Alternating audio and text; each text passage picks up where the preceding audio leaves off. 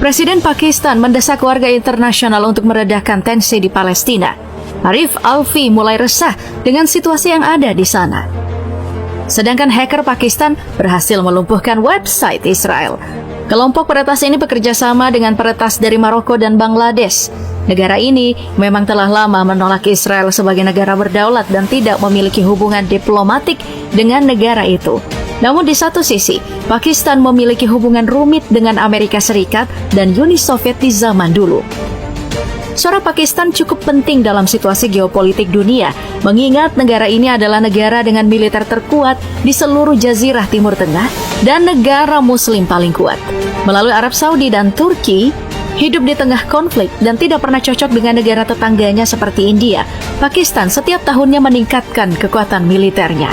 Bahkan negara ini berani mengancam India dengan alutsistanya yang bernama Rudal Shahin 3 yang mampu menyerang target hingga 2.750 km. 5 kota besar India bisa babak belur hanya dalam waktu bersamaan. Pakistan juga tanpa babi bu bebo memerintahkan pengusiran 1,7 juta imigran dari Afghanistan dari negaranya usai aksi bom bunuh diri di negara Asia Selatan itu yang disinyalir dilakukan oleh orang Afghanistan. Taliban pun tak berkutik. Pakistan ini cukup kuat untuk bisa seenaknya mengambil keputusan demi keamanan negaranya. Itu karena kekuatan militernya yang bukan isapan jempol.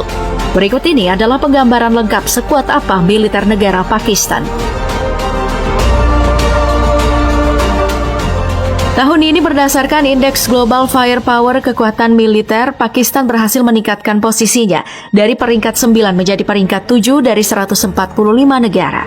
Banyak pakar milenial, selain buat jaga-jaga konfliknya dengan India meledak, Pakistan terus meningkatkan kekuatan militernya karena insecure dikelilingi negara yang lebih kuat, seperti China yang berada di peringkat ketiga, Rusia yang berada di peringkat kedua, lalu Iran yang berada di peringkat ke-17, dan tentu India yang berada di peringkat keempat.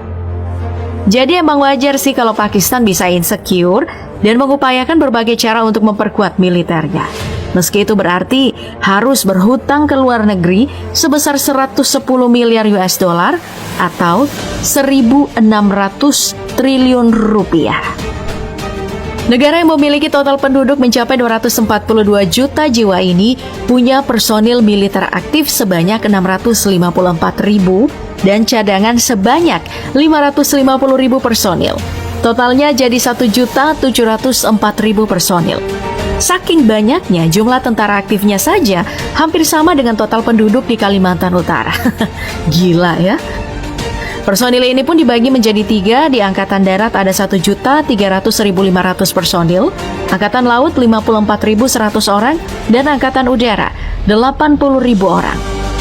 Tahun ini pemerintah Pakistan mengalokasikan dana untuk anggaran militer mencapai 7,5 miliar dolar atau setara dengan 115 triliun rupiah. Ya kalau mau dibandingin sama Indonesia sih masih lebih gede anggaran kita ya, yaitu 134 triliun rupiah.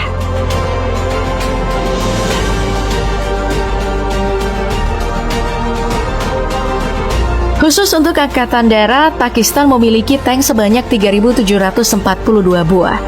Kendaraan lapis baja sebanyak 77.771 buah. Artileri swagerak sebanyak 1.225 buah. Artileri tarik 3.345 buah, dan artileri roket sebanyak 1.838. Pakistan juga dikenal sebagai satu-satunya negara Islam yang memiliki senjata nuklir.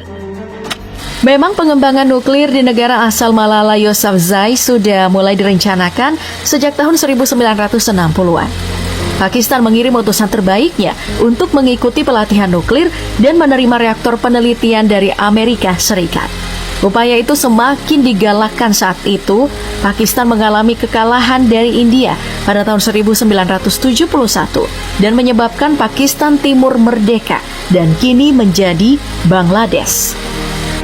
Proses pengembangan bom atom dimulai setelah gencatan senjata selesai di akhir Januari 1972. Hingga akhirnya, Pakistan melakukan uji coba nuklir pada tahun 1998. Uji coba dilakukan di Chagi, Balochistan 2 pekan setelah India meledakkan nuklirnya. Pakistan yang gak mau kalah, tak tanggung-tanggung langsung bikin 5 senjata nuklir untuk uji coba. Dan saat ini, Pakistan diperkirakan telah memiliki sekitar 120 senjata nuklir, lebih banyak dari India dan Israel. Tapi mereka menyatakan sejak awal bahwa senjata nuklir yang mereka miliki hanya untuk pertahanan. Ya, amanlah kalau gitu ya.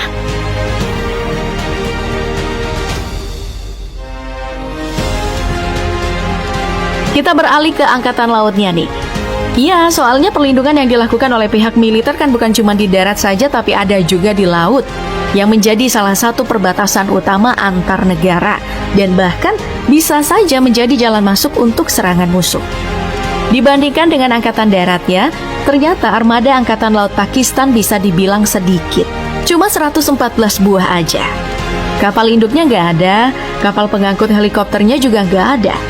Angkatan Laut Pakistan cuma punya destroyer 2 buah, frigat 6 unit, korvet 2 buah, kemudian kapal selam ada 9, kapal patroli 48, kemudian kapal penyapu ranjau laut ada 3. Aku nggak tahu sih ya kenapa armada lautnya sedikit banget, mungkin karena wilayah laut Pakistan emang nggak luas kali ya.